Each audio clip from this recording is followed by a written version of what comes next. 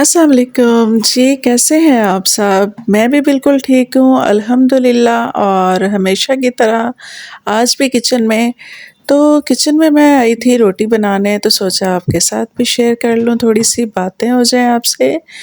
तो मैं बना रही थी अपने बेटे के लिए पराठा, अम्मी के लिए खुश्क रोटी और अपने लिए भी। और इससे पहले मैंने सालन बनाया है आलू गाजर मटर का, जिसकी वीडियो भी मैंने बनाई है अपने चैनल के लिए। तो सालन बना के रख दिया, अब सबको गरमा-गरम रोटी देनी है। तो रोटी के लिए मैंने सबसे पहले तो पराठे का पेड़ा कर लिया ना, ताकि उसको थोड़ा रेस्ट मिल जाए। तो वो पेड़ा करके मैंने साइड पे रख दिया। अब मैं अम्मी के लिए खुश्क रोटी का पेड़ा बना रही हूँ।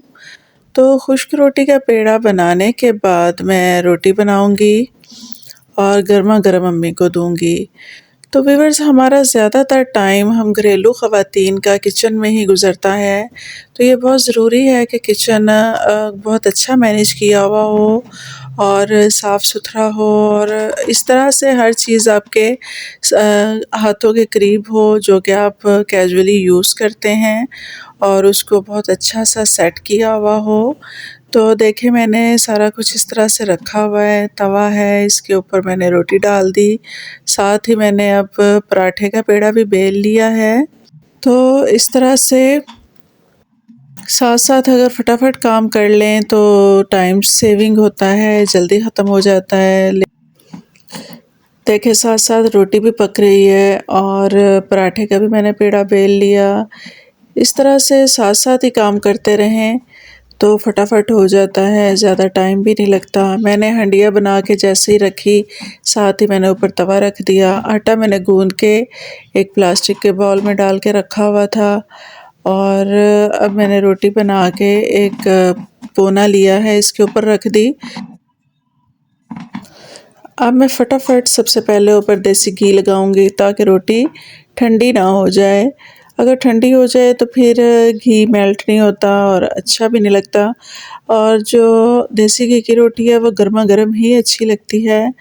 और अम्मी ने कहा था खुश्क सालन जो है वो रोटी के ऊपर ही डाल दें। अम्मी को पसंद है, मुझे भी पसंद है, तो मैंने सालन इस तरह से ऊपर ही डाल दिया। मैंने सोचा थोड़ी सी चख लूँ और आपको दिखा दूँ। ये देखें, मैंने जो सालन बनाया है बहुत मज़े का लग रहा है।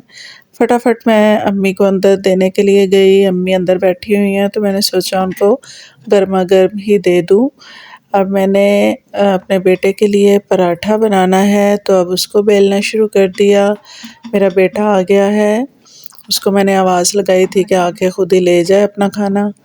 और उसके लिए साग गर्म हो रहा है अवन में, तो क्योंकि उसकी फ़रमाइश थी जी मैंने साग खाना है पराठे के साथ, तो साग हमारा पहले से बना हुआ था, तो मैंने सोचा उसको गर्म करके दे देती हूँ। अवन के अंदर पड़ा हुआ है और गर्म हो रहा है। अब उसके लिए पराठा बना रही हूँ इस तरह से। मैंने अपने बेटे से कहा कि ख़ुद ही निकाल लो अपना साग और उसके ऊपर देसी घी डाल लो। उसने ऊपर देसी घी डाल लिया है। देसी घी भी हमने घर पे बनाया हुआ है। ये हम डेली जो दूध बॉयल करते हैं तो उसकी मलाई वगैरह जमा करते रहते हैं। फिर एंड पे उसमें जब ज़्यादा सारी हो जाती है तो उसमें दही डाल के तो उसको लस्सी बना लेते हैं और फिर उसका मक्खन निकाल लेते हैं। मक्खन निकालने के बाद फिर उसका घी बना लेते हैं। तो ये बहुत ही मज़ेदार और खुशबूदार घी होता है घर का। ये देखिए, ये देसी घी घर का हमने इसके ऊपर लगाया।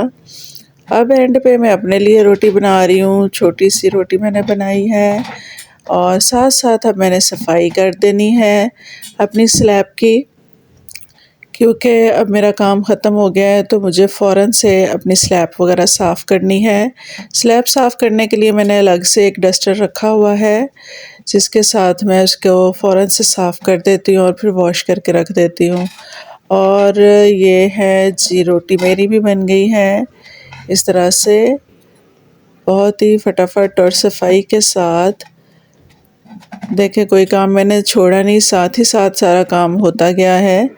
अब ये देखें मेरी साफ़ सुथरी स्लैब है, उसके ऊपर मैंने देसी घी रखा हुआ था। अब ये लगा लिया थोड़ा सा, मैंने भी लगा लिया। मैंने कहा चलो अम्मी कह रही हैं बहुत मज़े का लग रहा है तो मैं भी यही खा लेती हूँ। और साथ में सालन ऊपर लगा दिया, सालन डाल दिया ऊपर।